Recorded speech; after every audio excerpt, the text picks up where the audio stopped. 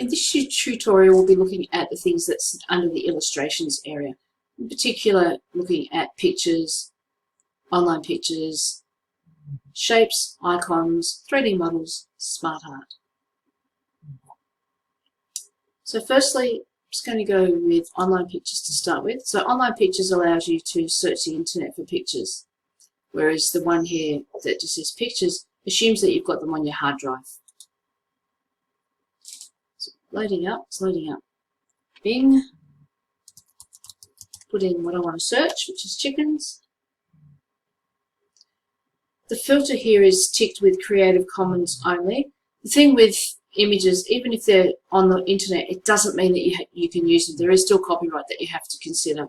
So by putting Creative Commons only, you should be at least getting images that you are allowed to or have permission to use. So I'm going to pick a nice looking chickens, a nice rooster over here. Click Insert. Downloading and putting it in.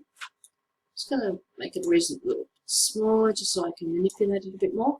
Now by default, Word places images was called inline with text. So see the simple little thing here, wherever I put it, it will actually pretend it's like a character in the sentence. And generally that's not what you want to do. So the first thing you need to do is change the wrapping. So tend to go with something like tight, that way it will wrap either side depending on what you want and where you put it. But now at least I can move it around wherever I want to. Resize it. The corners to keep the aspect ratio. Up here, if I want to rotate it, I can rotate it. And up here we have things like frames. So you can preview and see what the frames look like. The little drop down, you'll see lots more.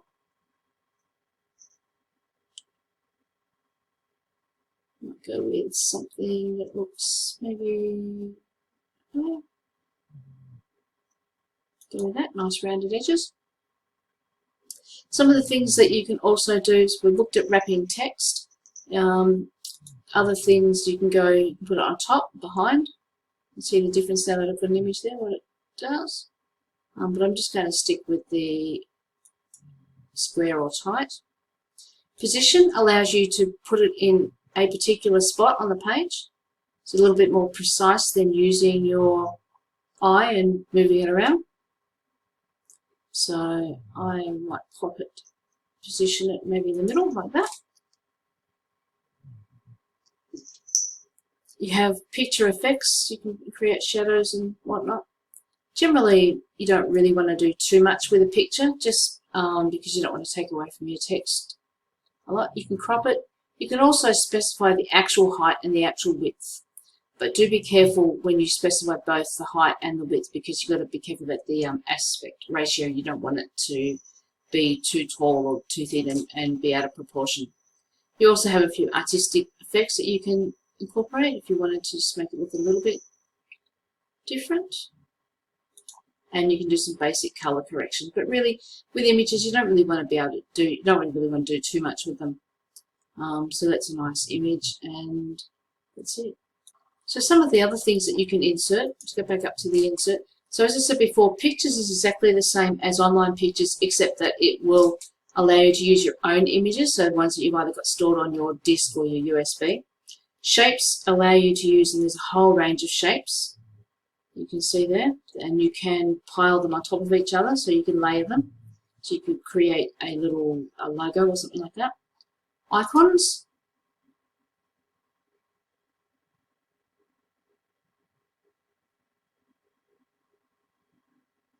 Takes a minute for my computer to help, but these little sort of outlines, shadow type pictures. And there's pretty much any topic you can think of down here. So you can insert these into your document at any time. So I might go in animals. And we can stick some paw prints, for example.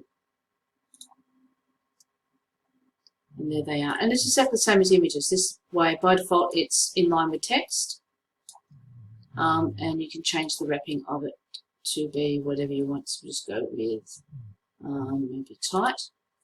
And you can see that's what it looks like. And you can put borders around it in the same way as any of the other images. So other things that you have in here, just go back under Insert. 3D models is similar, it just comes up with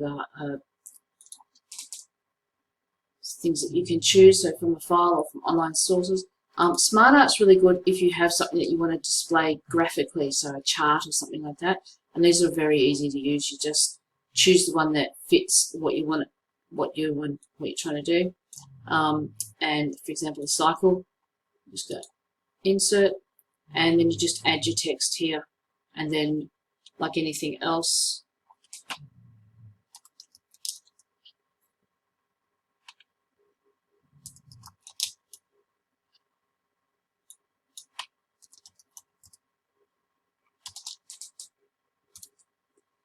see building here, and like any image, as soon as you select it, you get the context sensitive menus, ribbons. So format, format.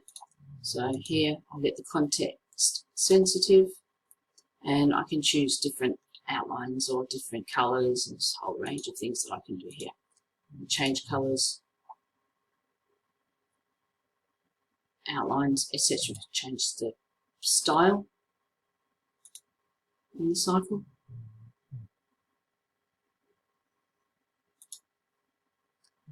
So that's really graphics in a nutshell.